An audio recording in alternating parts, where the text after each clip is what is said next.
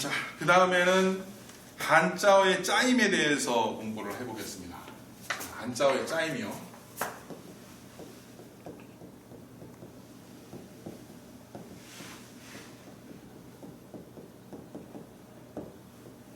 자, 한자어가 뭐냐라는 것부터 일단 보셔야 됩니다. 한자어라는 게 이게 그냥 뭐 우리나라 말로 보면 그냥 단어입니다. 단어. 그죠? 단어인데 한자로 이루어진 단어를 한자어라고 얘기하는 뿐입니다. 자, 그러면 한자어 단어가 되기 위해서는 어떻게 돼야 됩니까? 글자와 글자가 합쳐져 가지고서 하나의 단어가 돼요. 물론 한 글자가 하나의 단어인 경우도 많이 있습니다. 그런데 두 글자 이상이 만났을 때에 어떠한 원리로서 만나게 되느냐라는 거를 아셔야 됩니다. 이게 모든 문장의 기초가 됩니다. 문장이라는 것도 결국은 뭔가요? 단어와 단어가 계속 만나는 거지 않습니까? 그 만나는 원리가 똑같다라는 겁니다. 그래서 한자어의 짜임을 알게 되면 문장의 구조에 대해서도 자동으로 알게 되십니다. 자, 한자의 짜임. 요거는 이렇게 일단 보셔야 됩니다. 뭐냐면 차례대로 우리가 해석이 되는 경우가 있습니다. 한자어 짜임이 차례대로 해석이 되는 경우가 있습니다. 두 글자가. 이런 경우가 뭐가 있나요? 수식관계라는 게 있습니다. 자, 한자의 짜임으로 제가 말씀드릴 게 수식관계, 주술관계, 그 다음 뭐가 있나요? 술목관계, 술보관계. 가장 대표적인 게 이 네 가지 짜임입니다. 그리고 또 하나 있는 게 뭐가 있어요? 병렬관계라는 게 있습니다. 병렬관계. 요거는 원래 이제 유사, 상대, 대등 이렇게 나누어서도 얘기를 합니다. 예, 뭐 알고 계셔야 될 것 같아서 같이 썼습니다. 자, 차례대로 해석이 되는 경우 두 가지 있습니다. 수식관계와 주술관계. 물론 병렬관계도 차례대로 해석이 되긴 합니다. 그러나 조금 더 날리기 때문에 좀 이따 보시고, 수식관계와 주술관계는 차례대로 해석이 됩니다. 글자들이. 술목관계와 술보관계는 어떨까요? 당연히 거꾸로 해석이 됩니다. 그래서 두 글자가 있으면 거꾸로 어떻게 올라와요? 여기가 먼저, 그 다음에 여기. 여기는요, 여기가 먼저, 여기. 이렇게 순서가 되는 거죠. 자, 수식관계 하나 볼까요? 뭐가 있나요? 앞 시간에 배웠던 청, 풀을 청자, 아니 맑을 청자, 그죠? 바람 품자. 자, 이렇게 됐습니다. 자, 여기는 뭐라고요? 맑다라는 뜻이네요. 맑다. 얘는요, 바람이라는 뜻입니다. 어떻게 해석이 됩니까? 맑은 바람. 이렇게 해석되지 않습니까? 맑은 바람. 맑은 바람. 이렇게 될 때 우리가 이거를 수식관계라고 합니다. 바람은 바람인데 어떤 바람이냐? 맑은 바람이다라는 거죠. 그래서 우리가 수식한다라는 얘기를 의미를 좀 이해를 해야 되는데 뭐냐면 여기가 이제 바람이 있다라고 생각하면 바람은 어떤 바람이냐라고 수식할 수 있는 말이 수십 가지, 수백 가지가 있습니다. 예를 들면 뭐 맑은 바람, 뭐 빨간 바람, 파란 바람, 예쁜 바람, 얼마든지 만들어낼 수 있지 않습니까? 그러니까 이런 수많은 어떠한 바람, 힘차게 부는 바람, 약하게 부는 바람, 이런 수많은 바람 중에서 맑은 바람이라는 요 하나로서 딱 한정을 하는 겁니다. 요 하나로서 한정하는 것을 우리가 뭐라고 한다고요? 바로 수식한다라고 얘기를 하는 겁니다. 이런 경우가 바로 수식관계입니다. 근데 수식관계는 두 가지 종류가 있습니다. 하나는 뭐냐면 이렇게 바람이라고 하는 명사를 꾸며주는 거죠. 바람이라는 것을 명사를 꾸며주는 경우가 있어요. 그 또 하나 또 있어요. 예를 들면은 뭐가 있을까요? 달리다라는 말이 하나 있다고 생각해 보세요. 달리다. 달릴 주자 같은 경우 이런 거 있겠죠. 그러면 달리는 건 달리는데 어떻게 달려야 되느냐? 빨리 달리다, 힘차게 달리다, 천천히 달리다. 천천히 달리다 좀 이상하죠? 예. 하여튼 여러 가지가 있을 수가 있습니다. 그러면 힘차게라는 말, 그래서 역주라는 말이 있죠. 역주. 힘차게 달리다 이렇게 되면 달리다라는 여러 가지를 꾸며줄 수 있는 말 중에서 요거 하나만으로 한정을 하는 겁니다. 힘력자. 이런 경우도 당연히 수식관계입니다. 그러니까 수식관계라고 얘기를 할 때에 우리가 명사를 수식하는 경우가 있고 그 다음 요런 그 용언, 동사나 형용사 같은 거를 우리가 수식하는 경우도 있습니다. 그래서 이렇게 한정하는 경우가 두 가지 종류가 있다. 이렇게 아시면 될 것 같습니다. 이게 수식관계입니다. 그 다음 두 번째가 주술관계입니다. 주술관계는요, 일단 주술이라고 할 때 주가 뭐냐라는 것부터 먼저 하셔야 됩니다. 주가 당연히 뭐냐면 주어라는 뜻입니다. 주어. 주어라는 게 뭐냐면 문장에서 또는 단어에서 중심이 되는 서술어의 그 행위의 주체가 되는, 그러니까 서술어의 행위의 주체가 된다라는 것이 주어입니다. 그러니까 주술관계는 뭐하고 뭐가 합쳐진 거예요? 주어와 서술어가 합쳐진 겁니다. 주어와 서술어가 합쳐진 거. 주어와 서술어가 합쳐졌다? 그러면 방금 전에 얘기했던 수식관계 한번 볼까요? 맑은 바람이라고 할 땐 청풍이라고 해야 됩니다.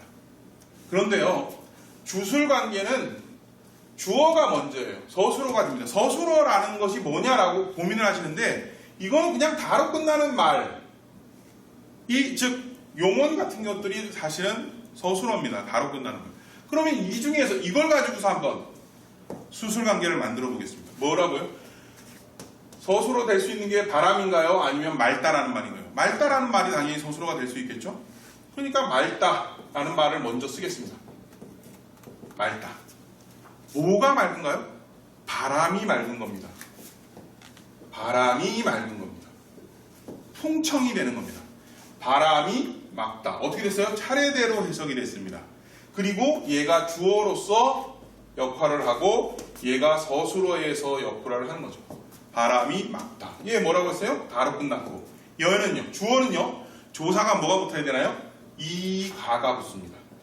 가끔 은는이 붙는 경우도 있죠. 이건 보조사입니다. 그러나 대치해서 쓰이는 거니까 은는도 되고 이가가 되는 경우도 있죠. 원래는 은는보다는 이가가 원래 더 맞는 말입니다. 주격 조사니까요. 그래서 바람이 이가 다 형식이 되면 우리가 주술관계라고 합니다. 여기서 이제 주술관계 중에서 서술어라는 말을 더 중요시 여겨야 됩니다. 왜요? 여기서도 서술어가 계속 나오니까. 그죠? 주어와 서술어의 관계. 하나 가장 간단한 거 일출 같은 거 한번 볼까요? 얘는 어떻게 되나요? 해일자에다 나갈 출자지 않습니까? 그죠? 해가 나오다. 자, 해가 나오다.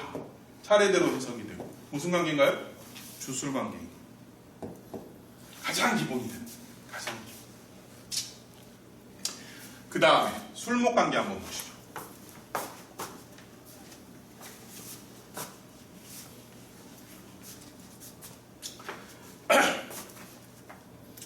술목 관계는 뭐하고 뭐예요? 서술어와 목적어.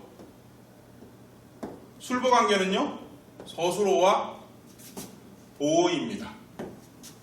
서술어는 뭐로 끝나야 되죠? 다로 끝나야 됩니다. 얘가 뒤에 갈 수 없죠. 뭐뭐를 뭐뭐다 이런 식이 돼야 됩니다. 목적어는 뭐로 끝나야 되나요? 을를로. 보어는 뭐로 끝나야 되나요? 여러 가지 다 됩니다. 뭐뭐에, 에서, 에게, 와 이런 것들.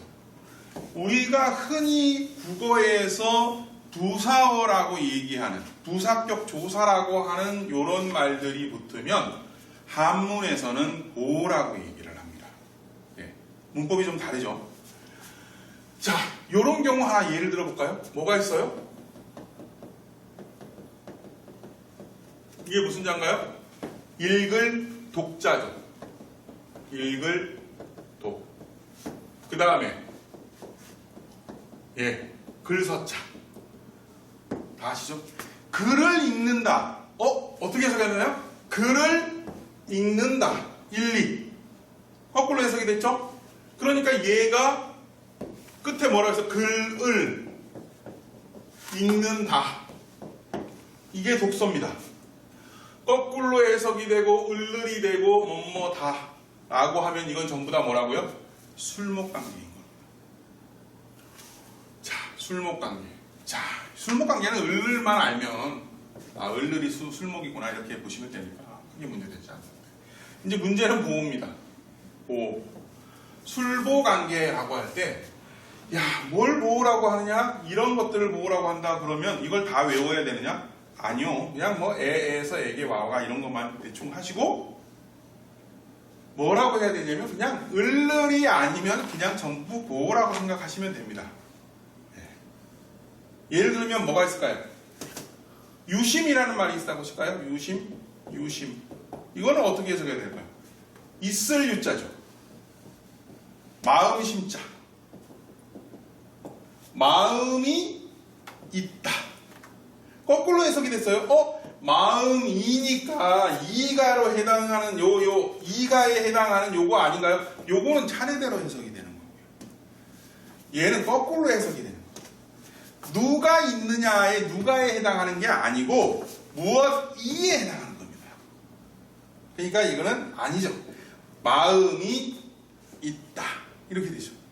이런 거를 우리가 술보관계라고 합니다. 왜요? 뭐뭐다 거꾸로 해석이 되고 을을이 아니면 무슨 관계요?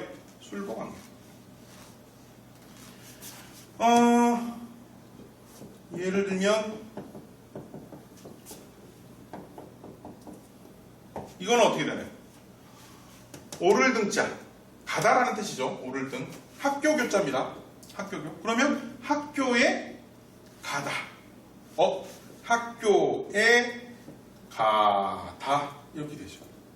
그러면 얘가 을을이 아니잖아요. 거꾸로 해석이 됐잖아요. 그럼 무슨 관계인가요? 술목관계가 돼요. 아니. 술목관계가 아니니까 술보관계가 되는 거죠. 무조건. 술목관계인 을을이 아니면 다 술보관계로 보시면 됩니다. 근데 사실은 술목이냐 술보냐 이건 사실 별 중요하지는 않습니다. 거꾸로 되는 경우에 뒤에 있는 거는 목적어나 보호인 경우고 앞에 있는 거는 서술어구나 이렇게 생각하시면 됩니다. 가장 기본인 것부터 다시 한번 보겠습니다.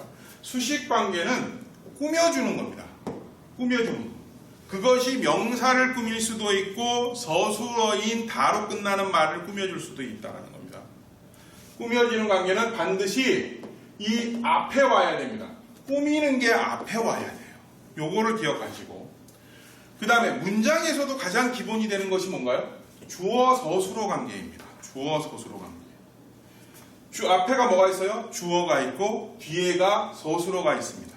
서술어는 뭐로 끝나는 말이라고요? 다로 끝나는 말. 서술어는 뭐로 끝나요? 다로 끝나는 말. 여기서도 서술어는 뭐로 끝나요? 다로 끝나는 말. 그 다음에 주어는요, 이가, 은는 보조사지만 같이 붙여서 보통 은는 이가 라고 얘기하죠. 은는 이가 뭐뭐다의 형식으로 끝나면 주술관계. 뭐뭐 을을, 뭐뭐다, 술목관계. 그 다음에 그 나머지 뭐뭐에에서 에게, 그거에게 뭐뭐다의 형식이면 술보관계인 겁니다. 자, 이게요. 한자어의 짜임의 대부분입니다. 답니다. 딱 하나 남았죠. 뭐가 남았습니까? 병렬관계가 남았습니다. 병렬관계. 자, 병렬관계는 세 가지가 있다고 그랬죠. 뭔가요? 유사관계, 상대관계, 대등관계. 사실은 말 그대로입니다. 병렬이니까 일단 나란히 있다라는 겁니다. 유사관계는 의미가 같다라는 거고요. 상대관계는 의미가 서로 상대적이다라는 뜻이고 대등관계는 서로 의미가 대등한 관계다라는 겁니다.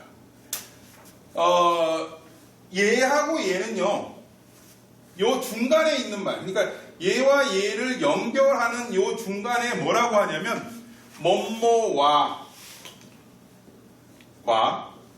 뭐뭐, 그 다음에 또는 뭐뭐하고 뭐뭐하나 이런 식으로 해서, 근데 중간에 있는 말이 이런 식으로 들어가는 거죠. 유사관계는 의미가 같은 겁니다. 의미가 같은 거니까 얘 합쳐가지고 한 번만 해주면 되죠. 뭐가 있을까요? 바다 해자, 바다 양자. 바다가 바다니까 뭐예요? 그냥 큰 바다지. 이게 유사관계입니다. 상대관계는요, 아버지부, 어머니모, 아버지와 어머니. 뭐가 들어간다고요? 와과. 그죠? 대등관계는요, 우마, 소와 말. 와가잖아요. 이런 식으로 해석이 되는 경우에 우리가 병렬관계다라고 얘기를 합니다. 그래서 한자어의 짜임은 수식, 주술, 술복, 술목, 술복, 병렬관계 요 5가지만 아시면 한자어의 짜임을 전부 다 아실 수가 있습니다. 예. 오늘은 여기까지 하겠습니다.